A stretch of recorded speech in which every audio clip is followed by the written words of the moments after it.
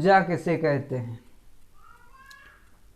ऊर्जा की परिभाषा देने से पहले आपको मालूम होना चाहिए कि कार्य किसे कहते हैं। कार्य क्या है? जब किसी वस्तु पर बल लगाया जाता है और विस्थापन बल की ही दिशा में मिले, विस्थापन बल की ही दिशा में मिले तो बल एवं विस्थापन के गुणनफल को, बल एवं विस्थापन के गुणनफल को कार्य कहते हैं। कार्य का फॉर्मूला होता है कार्य बराबर बल गुणा विस्थापन, ये कार्य है। कार्य का सूत्र होता है कार्य बराबर बल गुणा विस्थापन। लेकिन यहाँ अब ऊर्जा क्या है? ऊर्जा भी एक प्रकार का कार्य ही है, ऊर्जा भी एक प्रकार का कार्य ही है, लेकिन बस अंतर इतना है कि कार्य करने की क्षमता, कार्य करने की क्षमता को ऊर्जा कहते हैं।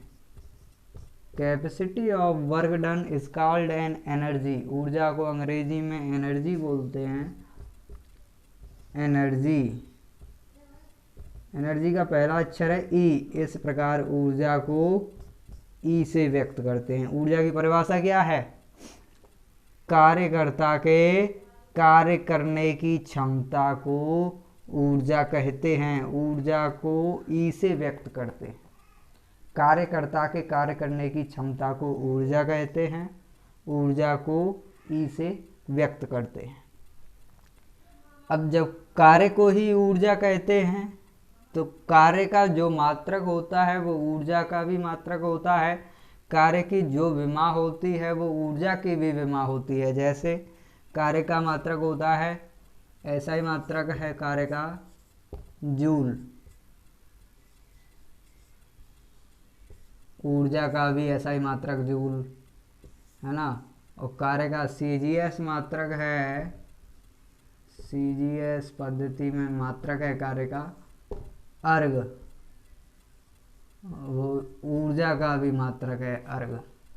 कार्य की विमा होती है ml² T⁻², ये ऊर्जा की भी विमा है। क्योंकि कार्य करने की क्षमता को ऊर्जा कहते हैं तो जो कार्य का मात्रक है वो ऊर्जा का भी मात्रक है, कार्य की जो विमा है वो ऊर्जा की भी विमा है। इस प्रकार ऊर्जा कार्य को ही कहते हैं, कार्य करने की क्षमता को ऊर्जा कहते हैं। अंग्रेजी में कहें capacity of work done is called an energy, it is represented by capital E.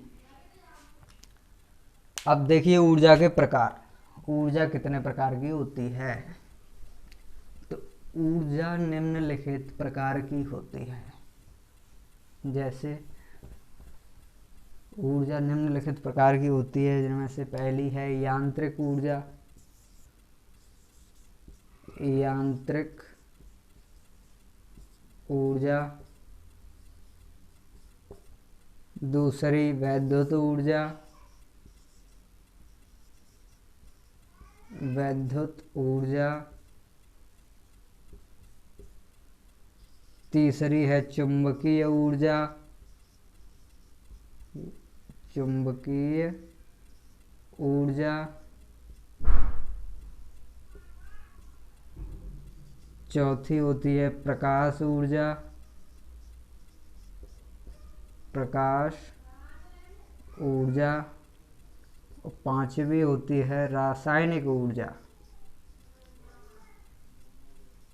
रासायनिक ऊर्जा। ये प्रकार हैं ऊर्जा के। अब यांत्रिक ऊर्जा किसे कहते हैं ये समझिए। पहला टॉपिक है आपका यांत्रिक ऊर्जा। यांत्रिक ऊर्जा किसे कहते हैं तथा ये कितने प्रकार की होती है, तो समझिए। यांत्रिक ऊर्जा की परिभाषा देंगे तो बोलेंगे किसी भी वस्तु की स्थिति विन्यास या स्थिति के कारण, कोई भी वस्तु है उसकी स्थिति के कारण या स्थिति विन्यास के कारण, स्थिति विन्यास के कारण प्राप्त की गई ऊर्जा या फिर छोड़ी गई ऊर्जा को यांत्रिक ऊर्जा कहते हैं। किसी भी वस्तु की स्थिति विन्यास या स्थिति के कारण प्राप्त की गई या फिर छोड़ी गई ऊर्जा को यांत्रिक ऊर्जा कहते हैं। जैसे आप स्प्रिंग को एकदम खींचिए, प्राप्त की गई ऊर्जा है उसके अंदर, एकदम खींचेंगे तो बल लगेगा अंदर की ओर, मतलब उसको एकदम छोड़ेंगे तो स्प्रिंग पुनः प्रारंभिक अवस्था में आ जाती है। ये ऊर्जा है, स्थिति के कारण है, उसमें संक्षिप्त ऊर्जा है, उसको स्थिति ऊर्जा कहते हैं।